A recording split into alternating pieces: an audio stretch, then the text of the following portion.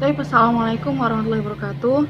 Jadi di sini saya akan menjelaskan terkait kode etik perbankan syariah, di mana kode etik sendiri merupakan nilai etika, yaitu terkait tentang ketuhanan, hak pilihan, keseimbangan, kesetaraan, dan kebaikan.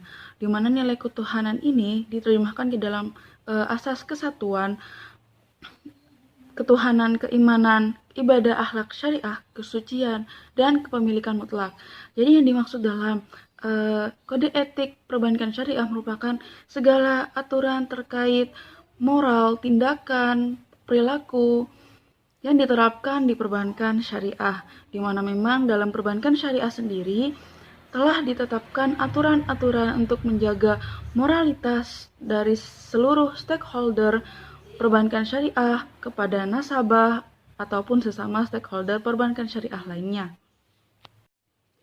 Baik, yang selanjutnya adalah indikator-indikator kode etik perbankan syariah, di mana memang yang pertama adalah kepemimpinan atau kepemimpinan dalam bank syariah sendiri, di mana sebagai seorang pemimpin suatu bank, ia harus mampu memimpin lembaga yang dipimpinnya, dapat mengarahkannya, lalu membina, mengatur semua karyawan dan bawahan dengan baik, di mana kebijakan serta karyawan yang teratur, rapi, mencerminkan seorang pemimpin yang baik dan teratur serta mampu mengelola bank dengan baik.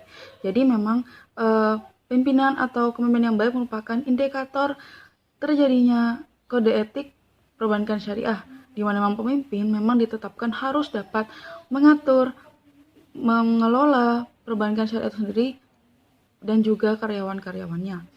Lalu yang kedua adalah organisasi bank, di mana setiap bank pasti memiliki divisi atau departemen organisasi yang terstruktur, yang mempunyai bidang sesuai job dengan tugas dan keahliannya masing-masing, yang tercantum dalam GBHO atau Garis Besar Haluan Organisasi atau Job Description. Hal ini bertujuan agar tidak ada tumpang tindih antara tugas karyawan yang satu dengan karyawan yang lainnya, di mana semua stakeholder mengerjakan pekerjaannya sesuai dengan job desk masing-masing. Lalu yang ketiga adalah karyawan atau SDM. Nah, karyawan bank di sini atau sumber daya insani di sini memiliki mental yang tinggi, kesabaran dan profesionalitas dalam memberikan pelayanan kepada nasabah dan juga para calon nasabah dengan baik dan benar, di mana terdapat kriteria sendiri dalam pengembangan sumber daya insani di perbankan syariah. Yang pertama adalah memiliki skill atau keterampilan dan juga knowledge atau ilmu pengetahuan terkait perbankan syariah. Yang kedua, mampu menerima tekanan dari pihak manapun tanpa mengurangi kinerjanya. Yang ketiga, memiliki inisiatif dan aktif dalam pencapaian tujuan serta tidak bersikap menunggu. Jadi memang diharuskan memiliki kecekatan dan juga kepekaan terhadap lingkungan sekitar. Lalu yang keempat adalah memiliki job motivation yang tinggi, memiliki jiwa kepemimpinan, juga mempunyai sales ability. Lalu yang terakhir adalah memiliki kemampuan untuk menyusun rencana, mengorganisasikan, menetapkan prosedur kerja dan mengendalikan tugas pekerjaan agar menuju ke arah pencapaian yang lebih baik atau target utama yang telah ditetapkan di awal. Nah, inilah kriteria sumber daya insani yang juga tercantum dalam kode etik perbankan syariah. Lalu dalam indikator selanjutnya yaitu desentralisasi authority atau pada karyawan bank ini harus dikembangkan agar pelayanan dapat ditingkatkan secara cepat dan lancar serta mengurangi birokratisme yang terlalu panjang dan rumit. Lalu yang kelima dalam indikator ini adalah peralatan bank, di mana peralatan yang canggih pun dapat meningkatkan pelayanan baik kepada masyarakat, misalnya dengan komputer yang online dapat melayani melalui ATM card, debit card, ataupun kredit card. Lalu yang terakhir adalah kantor cabang, di mana dalam kantor cabang ini, apabila kantor cabangnya diperbanyak, maka pelayanan kepada masyarakat dapat ditingkatkan. Kantor cabang pun harus dibagikan di tempat yang mungkin mudah dikunjungi oleh lapisan masyarakat, baik masyarakat menengah ke bawah maupun menengah ke atas. Hal ini dilakukan agar mempermudah pelaksanaan transfer dan inkaso dengan cepat.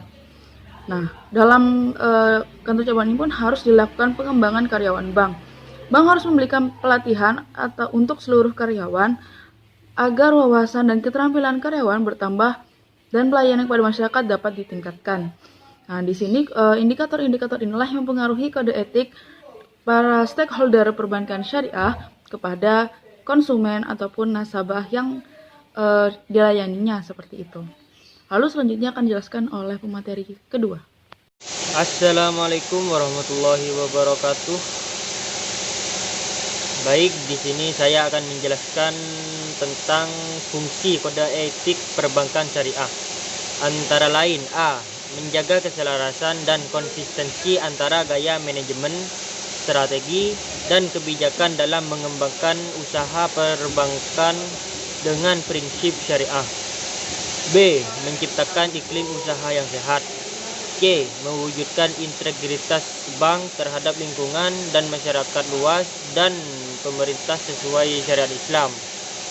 D. Menciptakan ketenangan, keamanan, dan kenyamanan para pemilik dana, pemegang saham, karyawan dalam mendapatkan hak-haknya, dan mengangkat harkat perbankan nasional di mata internasional.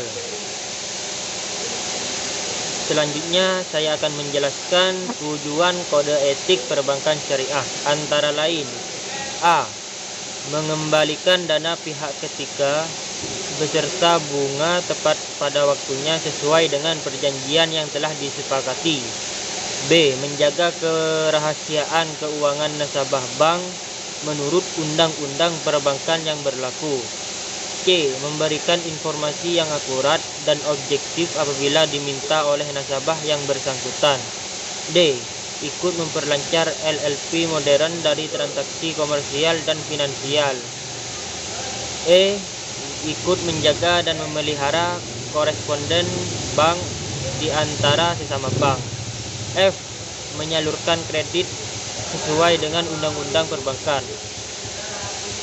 Mungkin ini yang dapat saya sampaikan, kurang lebihnya mohon maaf. Wassalamualaikum warahmatullahi wabarakatuh.